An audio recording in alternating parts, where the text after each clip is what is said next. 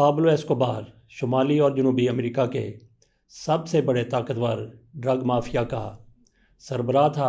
وہ 1 دسمبر 1949 کو کولمبیا کے شہر نیگرو میں پیدا ہوا۔ پابلو کا باپ کسان اور ماں اسکول ٹیچر تھی۔ پابلو کو ویسے تو کئی ناموں سے پکارا جاتا تھا، لیکن اس کے جو نام زیادہ مشہور ہوئے ان میں دی گینگ آف کوکین اور روبن ہوڈ یہ تھے۔ پابلو کا بچپن زیادہ اچھا نہیں تھا۔ اس کا زیادہ تر وقت غریبی میں گزرا۔ پابلو نے بچپن سے ہی جرم کا راستہ اپنا لیا تھا۔ اسکول کے زمانے سے ہی پابلو کو چوری کی عادت ہو گئی تھی۔ اس کے بعد اس نے 2 نمبر سگریٹ لاٹری کی فیک ٹکٹوں کو بیچنا شروع کیا۔ جلد ہی اس نے موٹر سائیکل اور گاڑیوں کی چوری بھی شروع کر دی۔ 70 کی دہائی میں پوری طرح جرم کی دنیا میں گھس گیا۔ ڈرگز کی دنیا میں قدم رکھنے سے پہلے ایسکوبار نے ایک کڈنیپنگ کی تھی جس کے لیے اسے $1 لاکھ ملے تھے۔ اس کے بعد وہ اسی طرح سے جرم کی دنیا میں کام کرتا رہا۔ پابلو نے یونیورسٹی کے بعد سمگلنگ شروع کی۔ اس نے سب سے پہلے سڑکوں پر ڈرگز بیچنا شروع کی اور پھر اس کی سمگلنگ US تک کرنے لگا۔ دیکھتے ہی دیکھتے وہ کوکین کا بے تاج بادشاہ بن گیا۔ پابلو کو شروع کے دنوں میں پولیس نے 18 کلو کوکین کے ساتھ پکڑا تھا۔ پابلو ایسکوبار دنیا کا سب سے خطرناک ڈرگ ڈیلر تھا۔ اس نے کولمبیا کے جنگل میں ایک ڈرگ فیکٹری لگا رکھی تھی۔ یہاں سے کوکین بنا کر وہ دوسرے ملکوں میں سمگل کرنے لگا، اور دوسری طرف اس نے بہاماس کے سمندری علاقے میں موجود نارمنز کے نامی جزیرے پر اپنا ایک شپ پوائنٹ کھول لیا۔ یہ جزیرہ امریکی ریاست فلوریڈا سے صرف 350 کلومیٹر دور تھا۔ پابلو شروع میں اسی راستے سے امریکہ کوکین سمگل کرتا تھا، لیکن بعد میں اس نے اسی جزیرے پر اپنا ایک شاندار محل تعمیر کیا۔ اس محل میں صرف ہیلی کاپٹر اور گاڑیاں ہی موجود نہیں تھیں، بلکہ ایک پورا چڑیا گھر آباد تھا۔ دوسرا طریقہ جو اس نے امریکہ میں کوکین پہنچانے کا اختیار کیا وہ ہوائی جہاز تھا۔ 25 سال کی عمر میں پابلو نے 17 سے 80 ہزار کوکین کولمبیا سے امریکہ تک پرانے جہازوں کے ٹائروں کے ذریعے سمگل کرنا شروع کی۔ اس کام کے لیے پابلو پائلٹ کو $5 کروڑ دیا کرتا تھا۔ بعد میں پابلو نے 15 بڑے جہاز اور 6 ہیلی کاپٹر اپنے کوکین کے اس کاروبار کے لیے خرید لیے۔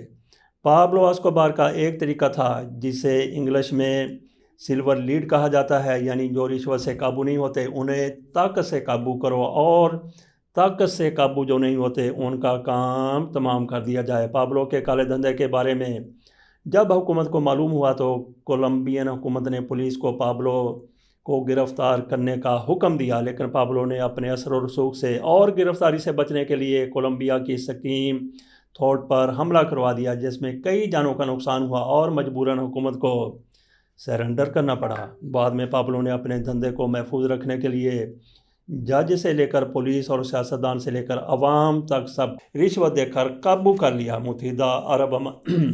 متحدہ امریکہ نے بہت کوشش کی کہ کسی طرح پابلو کو مارا جائے یا گرفتار کیا جائے، لیکن پابلو نے کولمبین پولیس کو خرید رکھا تھا، جس کی وجہ سے وہ امریکی پولیس پابلو کے خلاف ایکشن میں آنے کے لیے بے بس تھی۔ پابلو متحدہ امریکہ کو غاصب اور ظالم سمجھتا تھا۔ ایک موقع پر امریکہ نے پابلو کی ایسی منفی تشہیر کی کہ دنیا نے پابلو کو ویلن جاننا اور ماننا شروع کر دیا۔ سمگلنگ کے دوران ایک بار پولیس نے پابلو کو حراست میں لیا اور تھانے دار سے بحث کرنے پر وہ گرفتار ہوا۔ گرفتاری نے ان کے دھندے کو بہت نقصان پہنچایا۔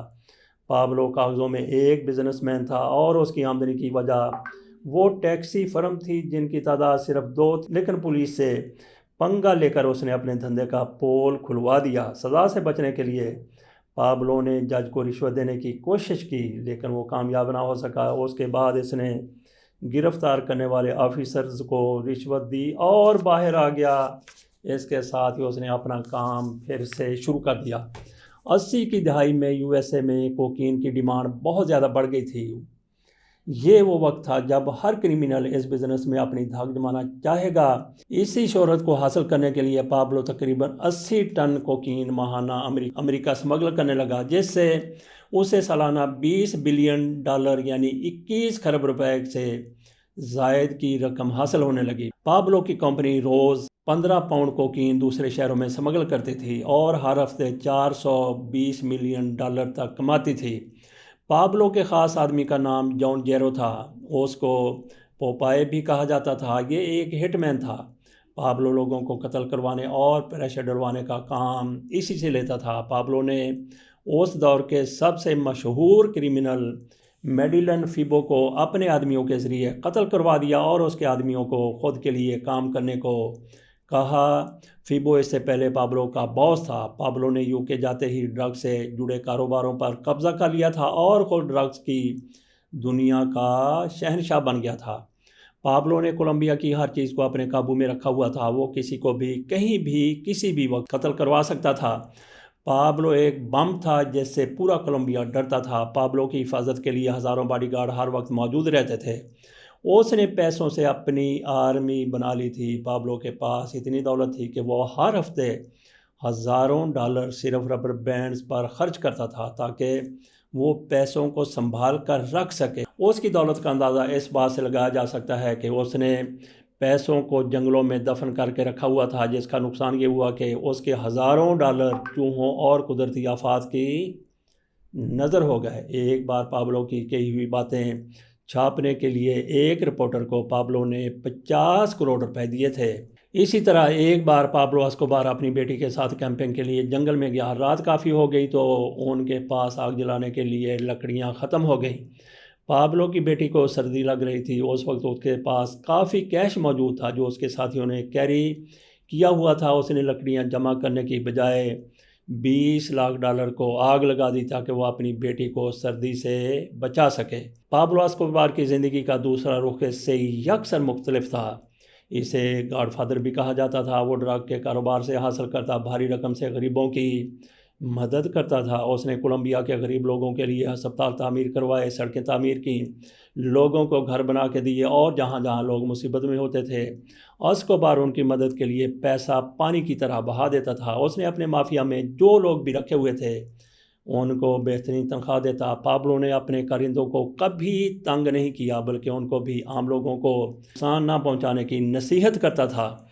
پابلو نے پورے کولمبیا کو خرید لیا تھا لیکن اپنی کمائی میں CIA کو حصہ دینے کے لیے تیار نہ ہوا۔ یہی آگے جا کر اس کے لیے مصیبت بنی۔ پابلو کا ایک قصور سیاست میں قدم رکھنا تھا جس نے اسے ایکسپوز کر کے رکھ دیا۔ وہ ایک طاقتور ڈان سے ایک خوشامدی سیاستدان بن گیا۔ پابلو نے اپنے دوستوں کو بتایا کہ وہ کولمبیا کا صدر بننا چاہتا ہے تاکہ وہ غریبوں کی زندگی بدل سکے۔ اس نے اس مقصد کے لیے انتخابات میں حصہ لیا اور جیت۔ حالانکہ اس کے کزن نے پابلو کو سیاست میں حصہ لینے سے منع کیا تھا جو خود اس کے گینگ کا حصہ تھا۔ اس کا خیال تھا کہ اس طرح وہ طاقتور لوگوں کا دشمن بن جائے گا اور وہ اس کے دشمن بن جائیں گے، اور ویسے بھی سیاست ایک بے رحم کھیل ہے۔ لیکن پابلو نے اس کی ایک نہ مانی۔ رکن پارلیمنٹ منتخب ہونے کے بعد ایک اجلاس میں شرکت کے دوران اس کی پارٹی کے منتخب وزیر انصاف نے اس پر تنقید کر دی۔ وزیر انصاف CIA کا ایجنٹ تھا جس کی تقریر کولمبیا سمیت امریکی اخبارات اور TV چینلوں نے بڑے زور و شور سے اور اہتمام کے ساتھ نشر کیا۔ اس منفی تشہیر کے فوراً بعد کولمبیا بھر میں اس مافیا کے خلاف ریاست حرکت میں آ گئی اور بڑے پیمانے پر کریک ڈاؤن شروع ہو گیا، جس کے بعد اسکوبار کو یقین ہو گیا کہ صدر بننے کا اس کا خواب صرف خواب رہے گا۔ پابلو کے خلاف جس منسٹر نے آواز اٹھائی تھی اس کو پابلو نے قتل کروا دیا، جس کے بعد کولمبین سیاست ہل کر رہ گئی۔ پابلو نے یکے بعد دیگرے 3 نامزد صدروں کو بھی قتل کروایا تھا۔ ان قتلوں کے بعد کولمبین پولیس جن کو پابلو نے خرید رکھا تھا پابلو کا مقابلہ کرنے پر مجبور ہو گئی، لیکن ادھر جا پابلو نے کولمبین پولیس کو اپنے خلاف کھڑا دیکھا۔ انہیں رشوت دینے یا ماہانہ پیسوں میں اضافہ کرنے کی بجائے ان کا قتل عام شروع کروا دیا۔ اس نے اپنے راستے کے دیگر لوگوں کے علاوہ 600 سے زیادہ پولیس افسروں اور اہلکاروں کو مروایا۔ گزرتے روز کے ساتھ اس کے جرم کی داستانیں بھی کافی بڑھ چکی تھی۔ امریکہ کا پریشر بھی کولمبین حکومت پر بڑھ گیا تھا۔ پابلو کو ڈر تھا کہ اسے کسی بھی لمحے مروایا جا سکتا ہے۔ ایک موقع پر اسے احساس ہوا کہ اسے کسی بھی وقت گرفتار کیا جا سکتا ہے۔ اسی لیے 1991 میں اس نے کولمبین حکومت کے سامنے خود کو سرنڈر کرنے کا فیصلہ کیا۔ امریکی حکومت کے ڈر سے پابلو اسکوبار نے کولمبین حکومت کے ساتھ ایک معاہدہ کیا جس میں اس نے کولمبیا کے 10 ارب ڈالر قرض اتارنے کی پیشکش کی تاکہ اس کے بدلے کولمبیا اس کو امریکہ کے حوالے نہ کرے بلکہ اس کی خود کی بنائی ہوئی جیل میں رہنے کی اجازت دے دے۔ کولمبین حکومت نے پابلو کی بات مان لی اور شرط کے مطابق اسے خود جیل بنانے کی اجازت دے دی۔ پابلو نے جو جیل تعمیر کروائی وہ کسی محل سے کم نہ تھی۔ اس جیل میں کیسینو، بار، نائٹ کلب اور فٹ بال گراؤنڈ تک شامل تھے۔ پابلو نے دنیا بھر سے قیمتی جانور منگوا کر جیل میں بھی ایک چڑیا گھر کھلوا لیا تھا۔ پابلو جیل میں رہنے کے باوجود اپنی حرکتوں سے باز نہ آیا اور اسی جیل سے کوکین سمگل کرنے اور لوگوں کو قتل کروانے کا سلسلہ جاری کر دیا۔ حکومت کو جب پابلو کی حقیقت کا پتہ چلا تو پابلو کو اصل جیل بھیجنے کا فیصلہ کر لیا گیا، لیکن پابلو کو اس کا علم ہو گیا۔ اس نے اپنے ساتھیوں سے مل کر اس جیل سے فرار ہونے کا منصوبہ بنا لیا۔ جیل سے فرار ہونے میں کامیاب بھی ہو گیا۔ پابلو کے فرار ہوتے ہی کولمبین حکومت شدید پریشر میں آ گئی۔ اسے پکڑنے کے لیے امریکی اور کولمبین فوج کی ایک جوائنٹ ٹیم بنی۔ لوگوں کے پیاروں کو پابلو نے قتل کروایا تھا، ان لوگوں نے بھی پابلو کو پکڑنے کے لیے اپنی ایک پرائیویٹ ٹیم بنا لی۔ اس ٹیم نے پابلو کے 300 ساتھیوں کو قتل کر دیا، جس میں پابلو کے کچھ رشتہ دار اور وکیل بھی شامل تھے۔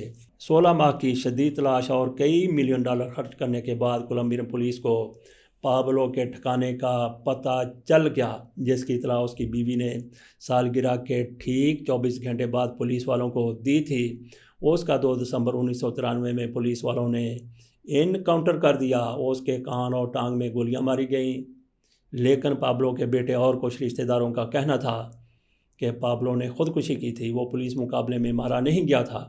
اس کے بھائیوں کا کہنا تھا کہ پابلو نے خود انہیں بتایا کہ پکڑے جانے سے پہلے وہ خود کو کان میں گولی مار کر خودکشی کر لے گا۔ یہ بھی کہا جاتا ہے جس گن سے اسے گولی لگی وہ اس کی اپنی گن تھی۔ اس دور میں پابلو اسکوبار کی موت کی خبر دنیا کی سب سے بڑی خبر بن گئی تھی۔